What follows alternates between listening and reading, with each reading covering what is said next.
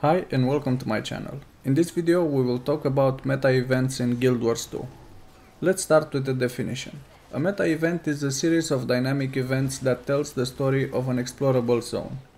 Almost all maps have a meta event that rewards champion bags, unidentified bags of all types and gold.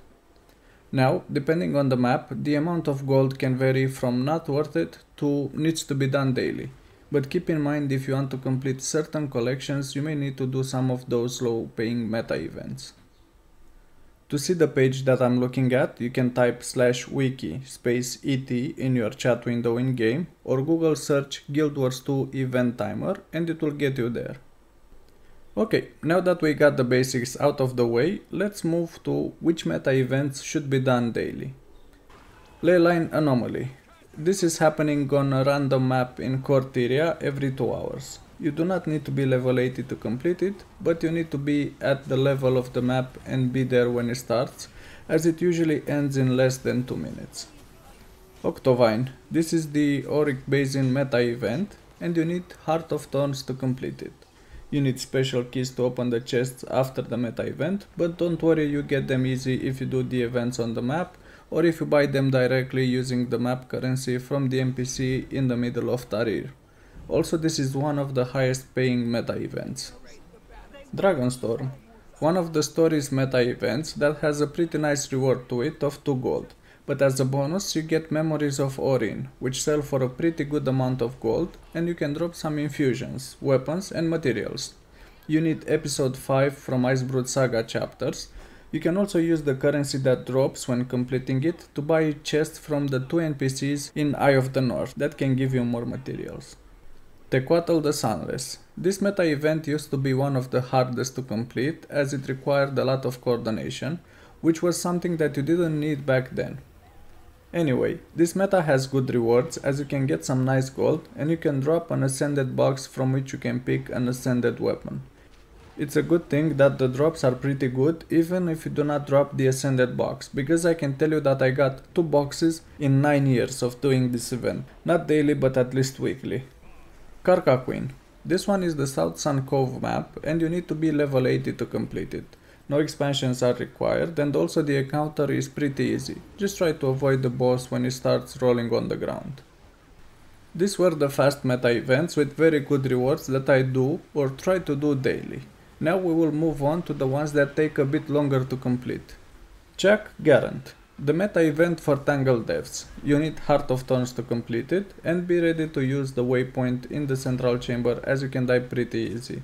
This one takes a bit longer compared to Octovine, but the challenge is nice and the rewards are good. Drakkar and the Spirits of the Wild. This is one of the 2 meta events for Biora Marches and is the better one in my opinion.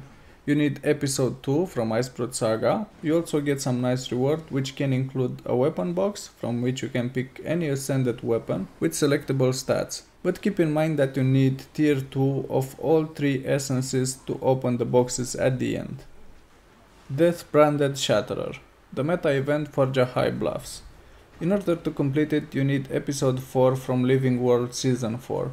The only reason this is not in the first part of the video is because the rewards are not that good. They are decent with a good chance to drop an infusion which can be worth thousands of gold, and all I can tell you is I haven't dropped any infusion from this meta event. Any meta of the first 3 maps in End of Dragons. The reason I have them here and not higher on the list is because it takes longer to complete them compared to the first part. But the rewards are pretty good now and worth completing. They used to be bad, like very bad. As for the requirements, you need to have End of Dragons expansion and have the zones unlocked. Palawadan or Thunderhead Keep. If you have some extra time on your hands, you can do any of these 2, but you need episode 1 and 5 from Living World season 4. I would pick Palawadan over Thunderhead Keep as the rewards are better, but it also depends on what you need. You do not have to do all of them in a day, just pick depending on how much time you have to play and which is about to start. If it already started, keep in mind that it's pretty hard to get in the same map with the commanders, but sometimes you can be lucky. In the next category are the longest meta events, but definitely worth to complete at least once a week, maybe more if you have the time. Dragon's Stand, the final map in Heart of Thorns. You need an organized squad for it, and most of the time is spent advancing to Mordremoth's domain. After you get there, the fight is pretty easy. It has very nice rewards, but you also need to use machetes to open the pods after the fight. Dragonfall. You need episode 6 from Living World season 4 in order to enter the map.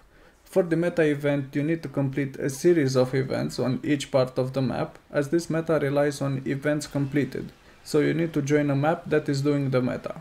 As for the rewards, they are pretty good. You need keys to open the chests at the end of the fight, but you gain keys while completing the events prior to the meta. The Battle for the Jade Sea, the final and hardest meta event in the game at the moment.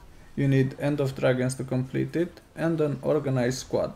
Keep in mind that you need to join in advanced, as the maps fill up really fast, and then it's just a game of right-clicking join map. The fight is epic and is worth completing at least once a week if you enjoy the challenge. The rewards are very good too. These are all the meta events that I focus on daily or throughout the week. I haven't mentioned Drizzlewood Coast here, as you can run it non-stop without any daily cooldown. I usually run this when I need materials and use other methods for getting gold. I hope this list helped you get an idea of what to run if you are new to the game, or to compare with what someone else is running if you are more experienced. If you want to see more content like this, please let me know in the comment section below. And if you enjoyed the video, please click the like and subscribe buttons.